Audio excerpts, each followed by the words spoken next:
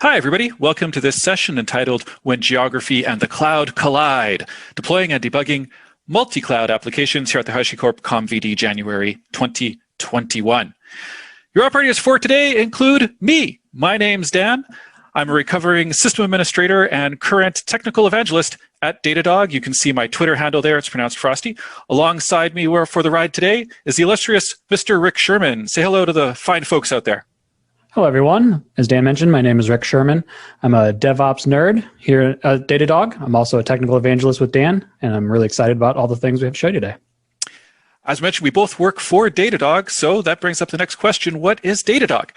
Well, Datadog is a modern observability, analytics, and security platform. Provides full visibility across your entire organization, end to end, from your infrastructure to your network, to your applications, to services, all the way to your end users. The idea is to enable everyone, ops, dev, security, even the folks in business, to have a shared understanding of your systems, your applications, and how your business looks from a technology perspective. So what does that have to do with the rest of the story today? Well, we are going to be telling the story of StoreDog, a totally made-up company that sells things on the internet, right? StoreDog was founded right here in Paris, as the story goes, and sells things that are relatively low in supply, but really quite high in demand. So think things like PC video cards, consoles, concert tickets, limited edition sneakers, these sorts of things, right? The sorts of things that have an entire parallel secondary marketplace, right? The sorts of things that spawn entire cottage industries of scripts and bots to reserve, buy, and even trade, in an automated fashion. And yes, of the examples I gave, sneakers are probably the most cutthroat, right? But as you can imagine, this is a competitive space to be in, and any advantage that we can give ourselves, right, as a retailer is worth exploring. So as I mentioned, StoreDog started right here in France, and the first time we expanded to our neighbors in Germany, and then on to Italy. And we realized that our competitive advantage was localization. To that end, we deployed different storefronts that were heavily customized for our sales regions. We customized around things like local holidays, festivals, languages, traditions. And, customers really appreciated that sort of shop down the street feeling. And the sales numbers really bore that out. Now, of course, the winds of change blow, the march of progress is unending, and so it came to pass that the next major market was destined to be Australia. Wow, really, really super excited. We're going transcontinental. All right, but what does that mean? Well, before we get to Australia, let's talk a little bit about how we set things up, right? And ultimately what gave us the confidence to make that expansion. We're not a tech company per se, but we have a strong technical team, and they've made some pretty good decisions about how and what to deploy, right? We're 100% cloud native, so everything's in AWS. We use HashiCorp Terraform to deploy our AWS resources and our application bundles, as well as configure our observability platform, which is, as you probably guessed, right, Datadog. We use Datadog to monitor everything from our CI/CD pipeline to our front-end code, and even all the way out to our popular mobile app. So let's dig into what that looks like. As you can see, this is relatively straightforward. There aren't a lot of surprises here. We've got a handful of resources deployed into VPCs across 3 different AWS regions, right? Paris, Germany, Italy. These diagrams hide some of the complexity, but the broad strokes are all there. Now, we've had great success with this model, with Terraform, and with Datadog to help us hone and optimize our deployment and management models over time. In other words, we've got an architecture that works for us, and we're happy with it, right? So when we decided to launch in Australia, we carried that same high degree of confidence with us. The model's the same, the tooling's the same, the life cycle's the same, and crucially, the business case and the response to that case are the same. We got all the stakeholders on board, we looked at this and we went, yep, we thought this through, it's all systems go, right? So let's take a look at what that looks like underneath. I mentioned that we deployed everything using Terraform. So why don't we look at some Terraform code? And for that, I'd like to invite Rick to come take a look. Thanks, Dan. So I'm going to go ahead and start at the beginning of our Terraform configuration journey here. And so I'm going to start with our main.tf. And this is how we're actually going to instantiate all of this infrastructure. And so I want to highlight a few different pieces of this file. Obviously, all of our Terraform here for the demo has been pared down to really just focus on Paris and Sydney. As Dan mentioned, there's quite a bit of other regions that we're deploying, but this is just to focus on those. And so right out of the gate here, you can see that we are using some provider configuration. So as we're executing these Terraform modules in different regions, we need to use different provider configurations within AWS. And so we have some friendly names here to make that easier. We also have some local variables set here. And so all of the infrastructure that we're deploying with Terraform is tagged. And so we've got a set of standard tags like this is managed by Terraform and a creator. So the person that was executing Terraform at the time. So we have some attribution for all of those resources later. And those that are keenly eyed in the audience may also notice that we are using a remote backend. In this case, we're using Terraform Cloud. I'm not going to get into that quite yet. We'll take a look at that here in just a little bit. And so the next piece of the Terraform code I want to show off is the modules. And so we're leveraging Terraform modules, which are a collection of resources that can be abstracted for reuse. And so we're really embracing the DevOps do not repeat yourself or dry model. So I'm going to start with our VPC module. And this is actually how we're going to build all of these different VPCs in different regions with this reusable code. And so right out of the beginning, you can see what you would expect to build a VPC, right? So the AWS VPC resource, we are having some tags merged in here, right? So we saw the creator tags earlier. Now we're adding a name so that when we look at this in the AWS console or even in Datadog, it's a little bit easier to understand those resources. We're using a data lookup within our Terraform code. So this is actually how we can find what availability zones are present in a given AWS region. So if we're running this in Paris, we'll get Parisian availability zones. If we run it in Sydney, we'll get Australian availability zones. We're building out our subnets. And so here we're doing a little bit of Terraform magic where we're using a count. So we can build 2 different subnets. And then we're using the CIDR subnet function within Terraform to carve up a IP block into 2 different subnets. And so for the rest of this module is basically what you would expect to see in a VPC. So you have things like an internet gateway. You have things like a NAT gateway. It's really just basic VPC building blocks. And so at Datadog, we also want to have a bastion host available in every region to make it a little bit easier for our local resources to be managed. And so we're going to go ahead and take a look at the bastion module next. Again, we're using a data lookup. In this case, we're trying to find the latest Amazon Linux AMI for that particular region. We're building some security groups to support SSH into the bastion host. And then we're building the EC2 instance itself. And so this is, again, some fairly basic Terraform that you might be used to, but I'm also going to highlight that we are using provisioners to configure this resource. And so there's a few different ways to build out a configured device. You might actually be using Packer to make long-lived images that you're deploying out. For the sake of the demo, I think it's a little bit easier to understand the provisioning step by using an inline provisioner. So in this case, we're actually going to connect to this bastion host via SSH. We are going to render some templates. These templates are going to result in Ansible playbooks. The first of which is to modify and maintain SSH keys for the system. The second of which is actually going to download, install, and configure the Datadog agent. And so once those playbooks are provisioned and written to disk, we're using the remote exec to execute that on the device. And so there's a few other ways you could do this. You could actually put this in with user data, but there are some concerns about the order in which things run. So for the full transparency, ease of read, it's all right here in an inline exec.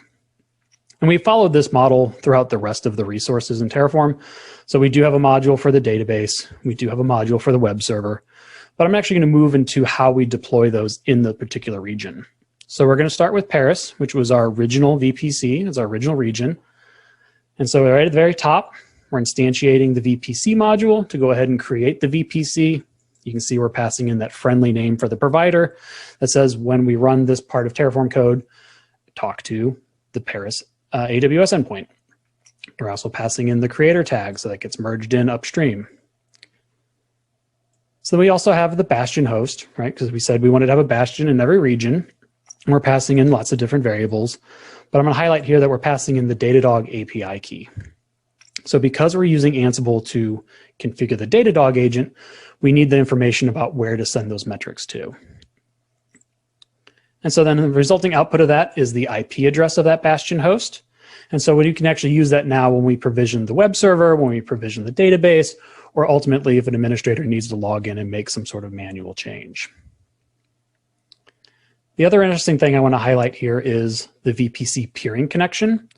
So because we have multiple VPCs around the world, we want to actually interconnect them so they can communicate with one another. And so with AWS, there's two sides to a VPC peering connection. You have the requester, which is the region that's going to instantiate the connection, and then an acceptor. So when we get to Sydney, we'll see the other side of that conversation. And then the rest of this file, you'll see things like route tables.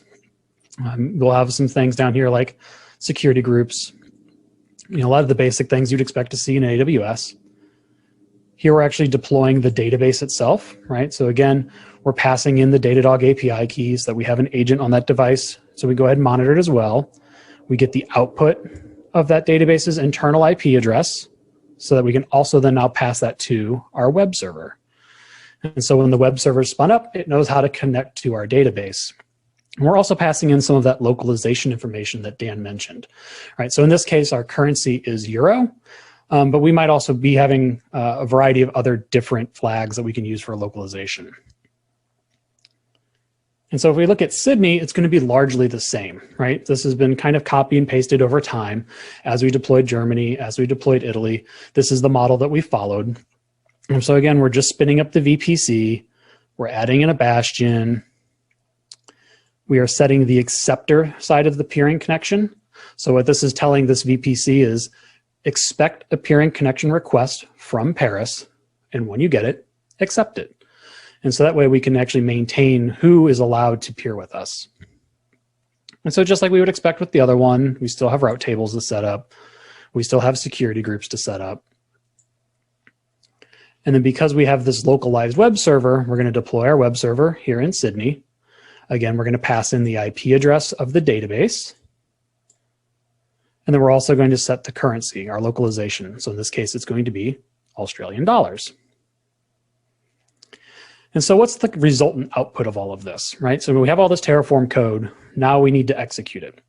And so we're using a local execution model, but we are pushing all of our state to Terraform Cloud.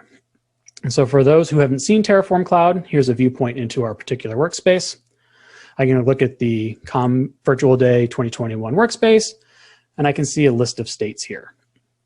And so we chose to use Terraform Cloud to store our state over something like an S3 bucket so that we can have this long-running history of state changes. So here you actually have user attribution as to who ran Terraform, as well as some visual information as to the Terraform state that was created or modified, as well as a really nice visual diff about what's changed since the previous run.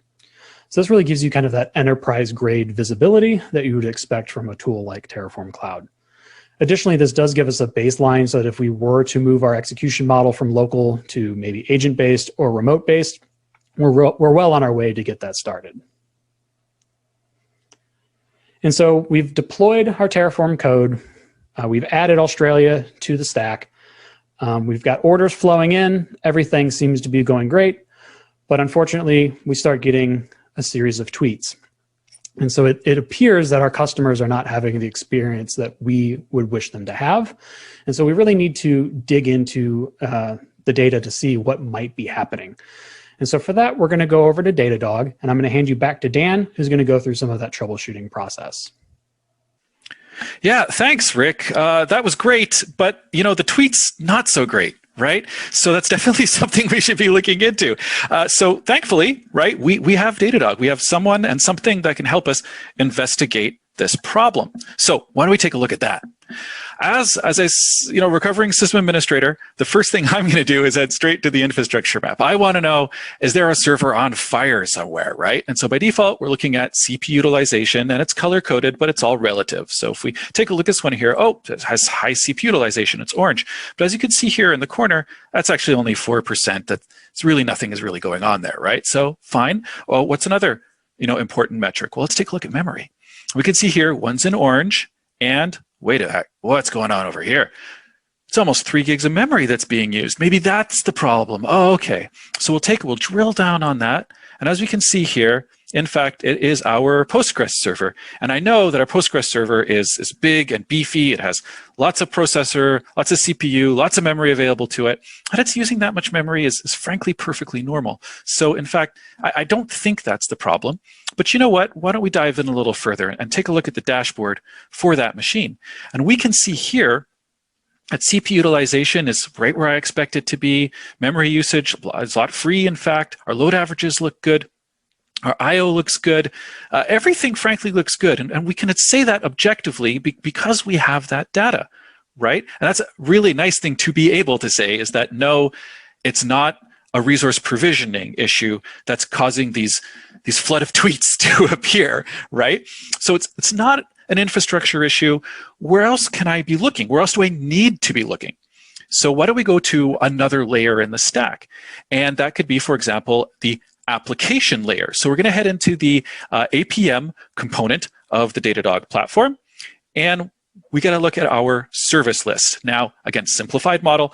We have our 2 services here. We have the web service, that's our front end, and we have the Postgres service, that's our database. Now, a couple of things should pop right out to you, right?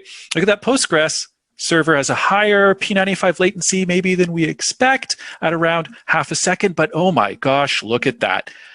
The web front end at the high end of latency is over 3.5 seconds.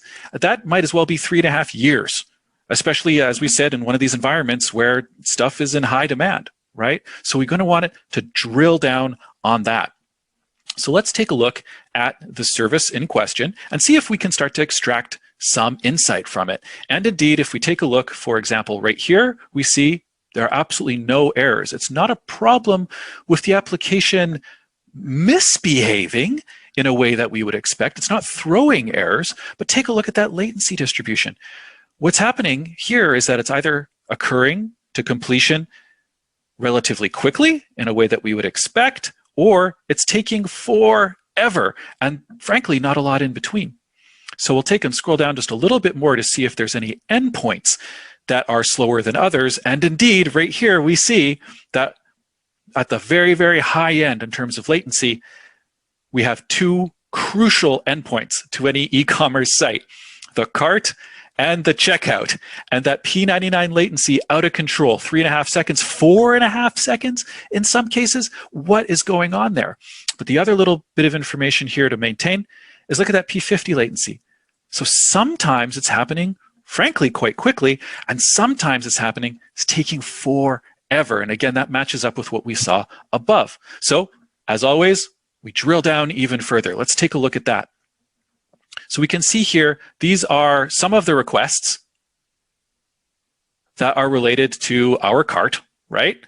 And again, some of them are happening really quickly, but some of them aren't. So let's concentrate on those requests that are taking forever, 4 seconds. Oh my gosh, that's awful. And here we have the worst offender, right? So why don't we take a look at that one? We'll drill down on that. This brings up the flame graph. And this tells us everything we need to know about that request.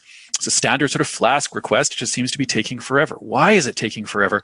And as we go down the flame graph, we can see, look at all of these Postgres queries. Now, we can have a debate as to whether we could have a single request or multiple requests, and that would help, and that's fine. But we can't go optimizing our Postgres request until we figure out what's going wrong right before we do that. So let's take a look at each one of these, and we can see, oh my gosh, yeah, these latencies are not that great, right? And look at them in aggregate. No wonder we got 280 milliseconds. Some of them are over 1.35 seconds. Some of them are 500 milliseconds. Again, in aggregate, this is really bad. But again, it's not necessarily an application problem because it's not throwing errors. And again, we know it's not an infrastructure level problem. So maybe we need to look at another aspect of our stack, another layer of the ensemble, right? And that could, for example, be the network layer. So we'll take and we'll click on the network tab for this particular request, and let's see if we can gain some insight here. And indeed, yeah, sometimes the latency is reasonable and sometimes it is not. But this is again for the service as a whole. We already knew that. So why don't we drill down to the specific host upon which the request is being made. And we can see here that quite consistently, our latency is very, very high. And that's very clearly a bad thing. But I got a question, why? Like, what's happening there? And again, here, look at that destination. Postgres, latency to the Postgres server is very high. That's an interesting clue. Why don't we take a look at what it looks like in the NPM app, Network Performance Monitoring Tool. And we'll take a look over here, and we see there's our host, I0D, right? We saw that from the previous screen. But it's, an AWS label. I don't know what machine that is. That doesn't mean anything to me, right? So we'll take and we'll view this instead by the names that I've chosen to give them. And we can see here that this is our web server in Sydney, the one that we just deployed. Uh-oh. The one that we just deployed.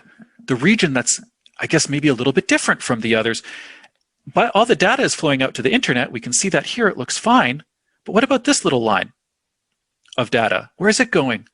The database in Paris. Oh, of course.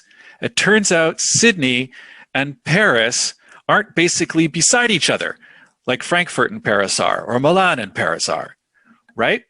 And because there's geographic and, of course, network distance between these things, it's causing every single request to be slower than we expect. That makes sense. Now, of course, this is a bit of a contrived example, but it does allow us to get into some interesting things about deployments and about how to understand your application stack.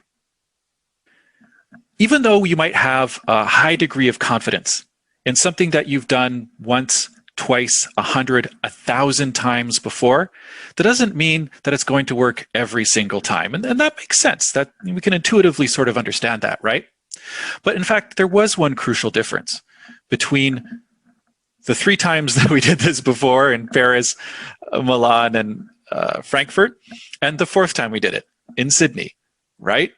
The other 3 times, we were benefiting from things being close together. We were benefiting from geographic proximity and allowed us to basically ignore certain realities about network traffic and how it flows in between the various components of our application stack.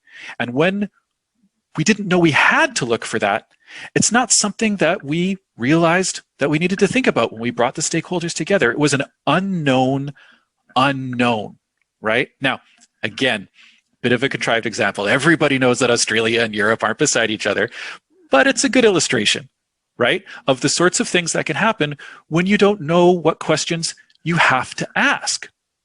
And that's really one of the good things about having an observability system, right, is that even though you've got all of your application stack, you've got all of your code, you've got all of your documentation, you've got all of your runbooks, you've got your graphs, you've got your charts, you've got your alerts, all of that is premised on the idea that you know which questions to ask. But if you don't know what questions to ask, then how do you know how it's going to turn out? And when the calculus changes, for example, when this unknown element of geographic distance was introduced that no one knew was coming, we had to start changing things. We had to start, frankly, measuring different things. We had to alter our configuration to ask different questions. And that's the difference in a lot of ways between observability and monitoring, right? Monitoring answers those questions you know to ask. Observability gets you to that next level, gets you to those unknowns, brings you to those different places that you haven't seen before, and allows you to understand and reason about and contextualize those sorts of problems even before you really knew what they were. And it's this exact idea of going out into the wider world, going out to the greater unknown, pushing the envelope, right? Where you need to have a strong underpinning, the infrastructure, the tooling, in our case, Terraform. On top of that, the monitoring, but also the observability platform that gets us from the questions that we know to the questions that we don't know. Rick, do you have anything you'd like to share on that? Yeah, I think we definitely, covered the fact that your assumptions may not always be valid. The more data you get, the more your assumptions may change. And I think when you look at DevOps life cycles or building and maintaining infrastructure, there's a constant evolution, right? And so being able to take in data from an observability tool, being able to understand what your users are experiencing, really gives you the tools for your next evolution of your infrastructure. I think anyone who is building infrastructure knows that it's a never-ending process. Computers continuously evolve, our products continuously evolve. And so being able to just build upon that with some degree of confidence is really what makes it fun, right? Like building out Terraform for me is fun. Monitoring our infrastructure is fun. It's a problem that can be solved. And so, for me, just the combination of them is just really exciting and enjoyable. Absolutely, absolutely. And speaking of exciting and enjoyable, I had a lot of fun with this. I certainly enjoyed it. I'm looking forward to really expanding on this topic, expanding on this model in future presentations. And if you'd like to get in touch and stay in touch, really that's kind of the best thing, right? And we really want to encourage that. So quick shout out, of course, if Datadog is interesting to you, if you're not already a customer, definitely sign up for a free 14-day trial at datadoghq.com. If you are a Datadog customer or you want to learn more, we do have a self-directed learning center. It is just fantastic at learn.datadoghq.com. And as I said, let's get that conversation going. Let's talk about these problems. Let's talk about the unknown unknowns and make them known. And one of the ways we can do that is on our public Slack. So you can join the conversation at chat.datadoghq.com.